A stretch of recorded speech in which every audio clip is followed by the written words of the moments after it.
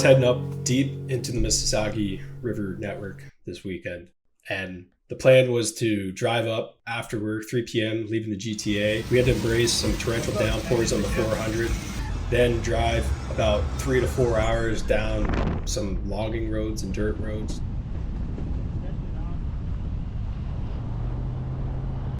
So where we accessed here was very remote, about 150 to 200 kilometers deep from any gas stations and cell phone service in general. So important to bring a full tank of gas, that's for sure.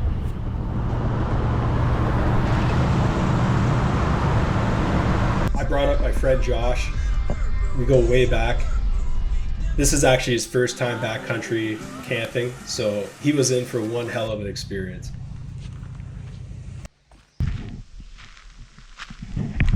It was a late night, about 2 a.m. before we got situated and fell asleep almost. I crashed in the lower part of my truck. I gave him the top here at the rooftop tent. We got fired up with some good breakfast, kale, turkey bacon, eggs, toast, avocado. We were very close to the access point. It was a bit of a random spot we camped at, but this kind of set us up for a pretty easy day here. We didn't have much portages. Every portage was quite small and just lots of long winding lakes and narrows. I hear a logging truck, I think.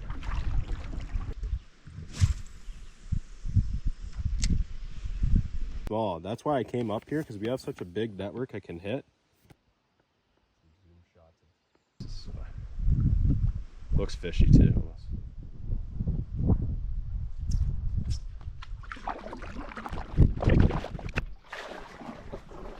Should be some bass right in here. What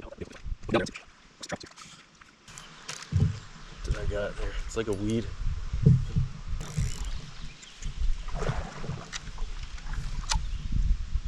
I don't know if I got it. I did.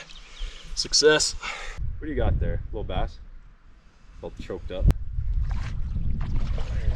That might be Josh's biggest bass. Where's your fish, my friend? There you go.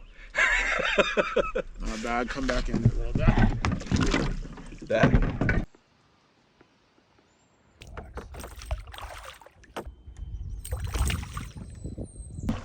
Oh, wow. I know, we're okay. We're close though. Fucking sun comes out perfect. Oh. Grab my pen. Just finished a small portage. There we are. Led into a pretty nice fishing spot here. Nice little hole.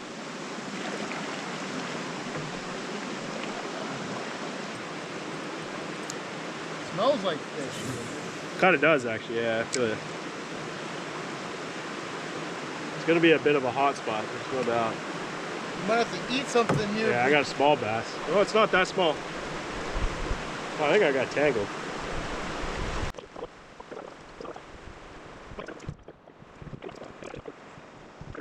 Oh, for free.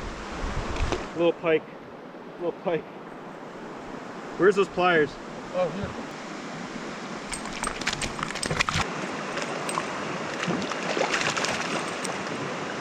That's not a bad one though. I'm honestly. Nice one. A great eater.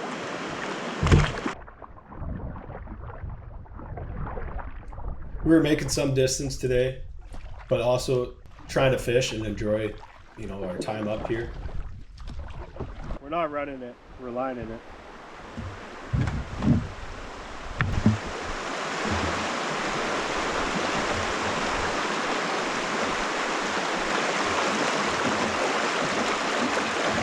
Most people, will run 2 lines, one in the back and the front. I'm sometimes lazy and I'll just do it from the back.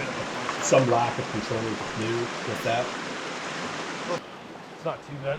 Oh, what? Those spots are just. I'm trying my best A little deeper than anticipated here.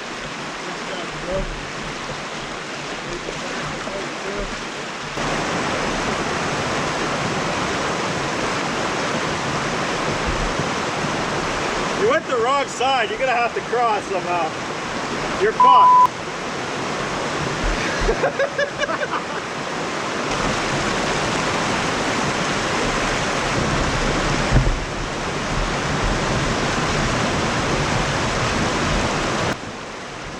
should have gave Josh some better direction there. He made it out. I know his physical limits. A couple shin bruises won't hold him back much.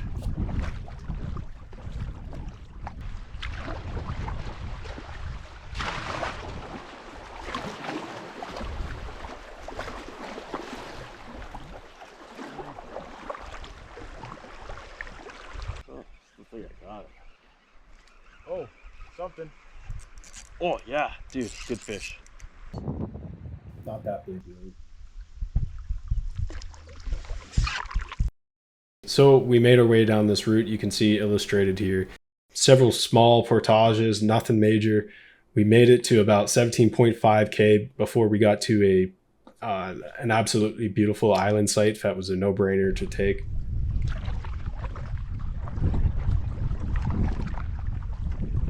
About 5-6 p.m. So we still had some decent daylight to enjoy.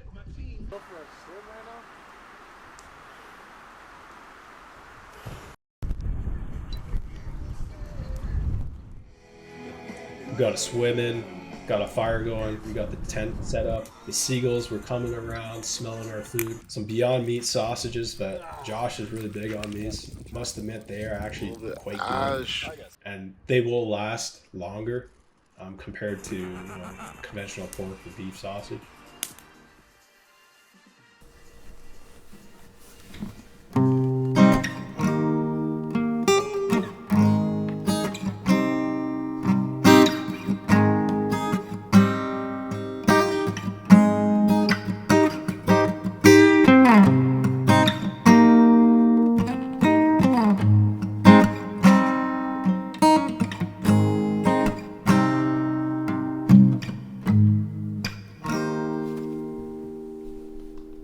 So the evening came in, and the plan was to do a bit of trolling around the mouth of this bay. Down there. It's too quiet.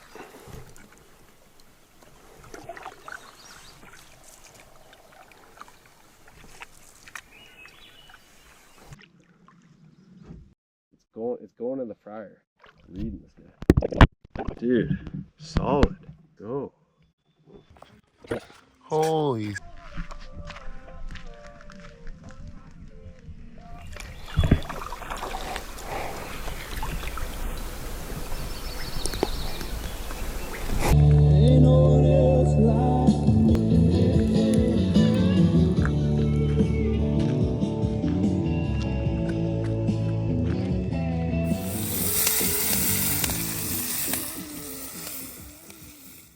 Next morning, very calm, beautiful weather. Unreal. We took our time, we were in no rush. We got some breakfast going, some tea. There were actually fish rising all around the lake, and it kind of drove me crazy. I couldn't believe it. I don't believe there's brook trout in this lake, or it's not fully known, but these seemed like they were brook trout. And the water was quite cold.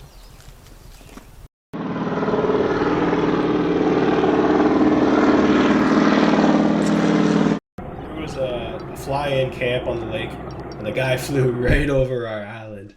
Like he knew we were here. Maybe he was trying to scare us, I don't know. I guess people will pay thousands of dollars for that. Or you can do what we do here. A lot of hard work. Fighting the wind though. Going right? Yeah, we are going right. Like you switch it.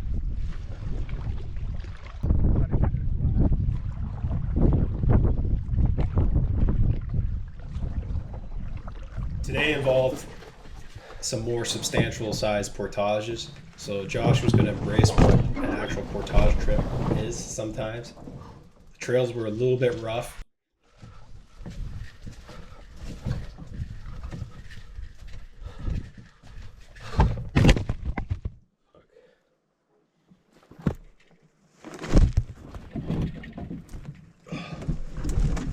Smart move.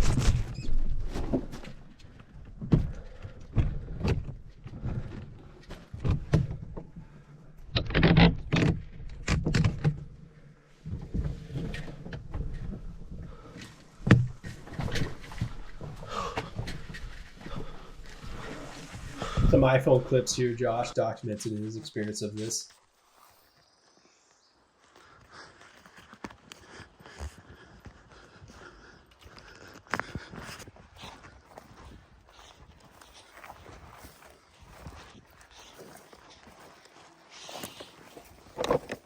Holy shit. The bugs here. Smokes. This thing has seen much better days. There's a bit of a cabin situated at the portage here. Is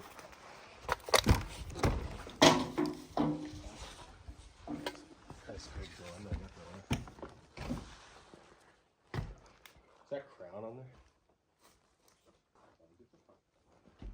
Dude, what the heck?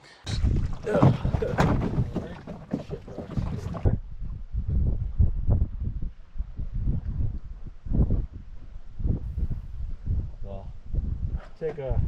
After fighting a bit of headwinds and some portages, we found a nice point to have lunch, a bit of a camp spot. We didn't come down that far, about, I don't know, maybe like 6-7K, with about a 500-600 meter portage and another small portage.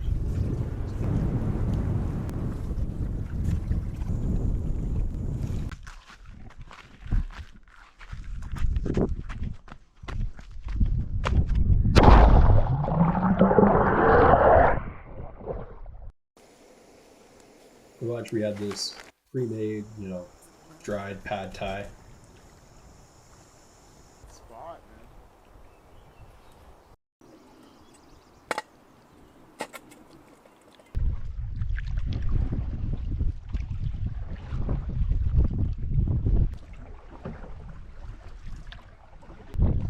You didn't wake me up.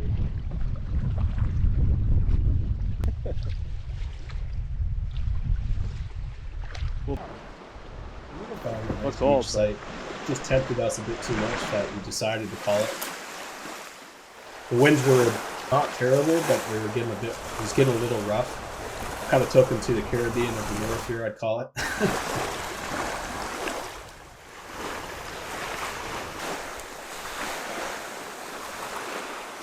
One of the most distinct visible rainbows I've seen in a while.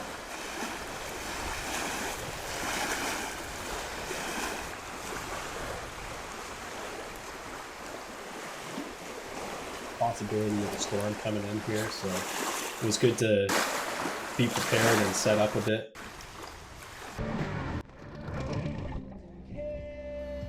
Another Beyond Meat sausage.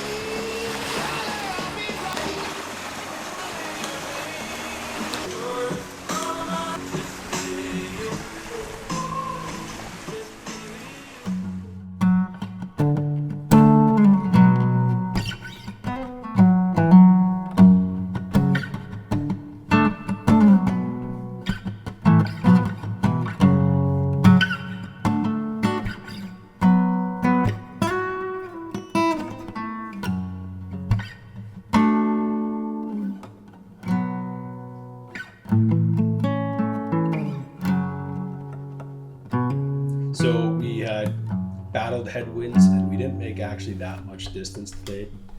We finished off at about 35 kilometers in the trip, our second day. Let it be. Who wants a tug? It tugs. Reel in. Okay, don't bring any more than that. Pliers it.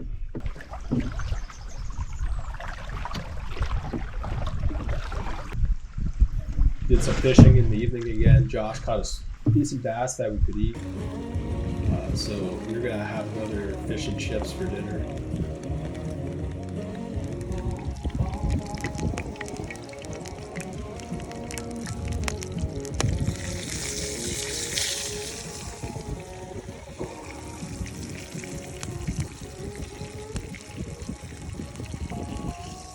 Those backcountry fish and chips.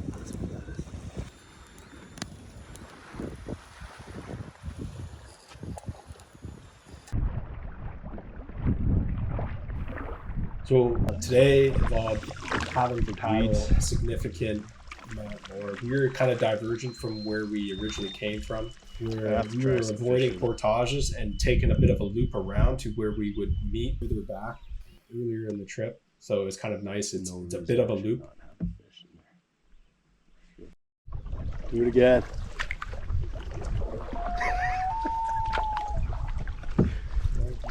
Thank you.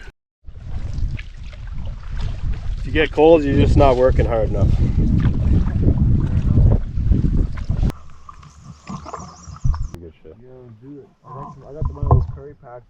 fire up, ready in 3 minutes.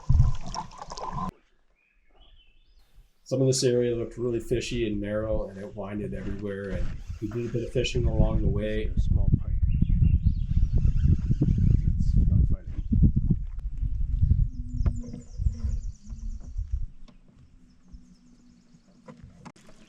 Fish on. It's another pike, I think. Might be.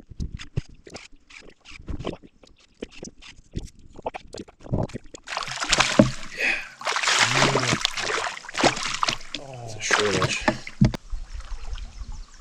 That there.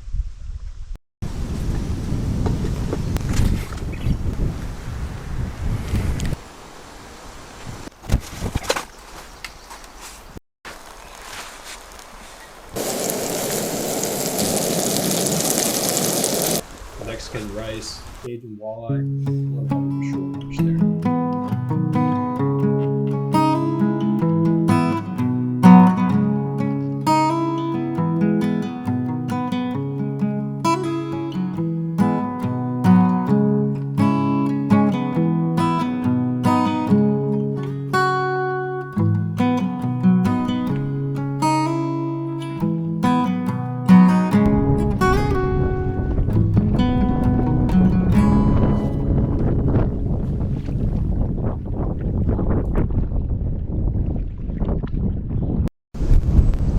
It's just swimming. It's actually crossing over here.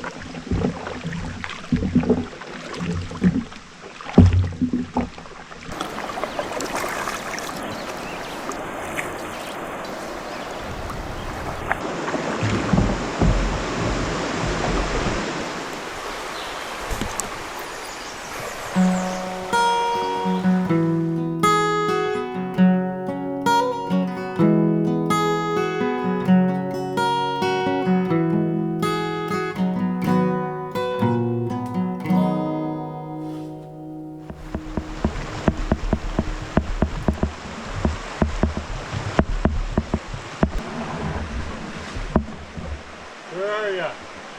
Somehow Josh got lost on the portage going up there and had about 30 mosquito bites after that. We basically came back to this pretty wicked island site.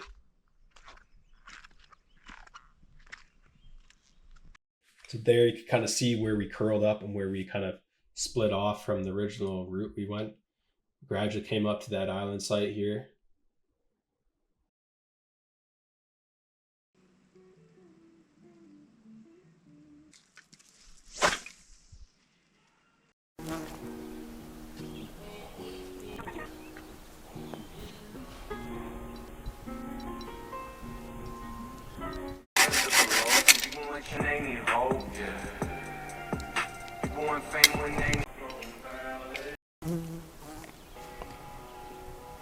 We were set up with medium to medium light weighted rods with 30-pound braided line tapered with 20-pound abrasive fluorocarbon leader.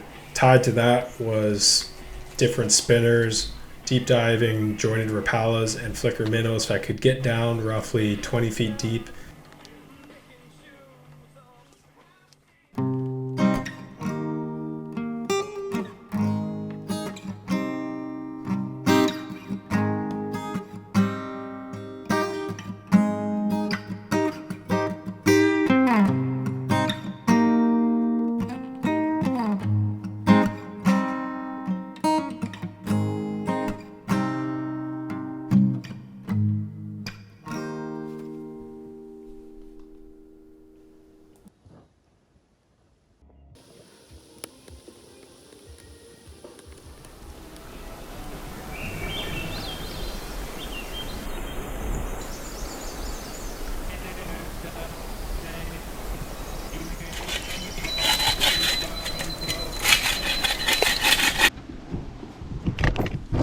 Next day, we didn't have too much to go, but we had a long drive, so we had to get back to the truck quite early.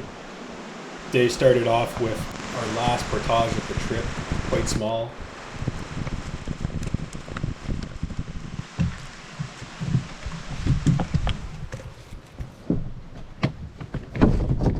Another beautiful day, the sun was beaming.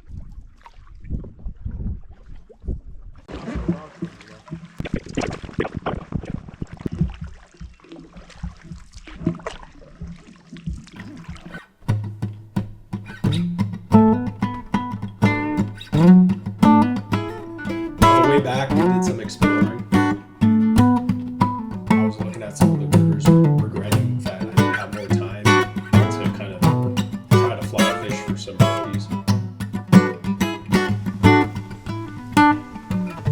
Had to embrace the Forerunner and a few trails on the way back and do a bit of exploring.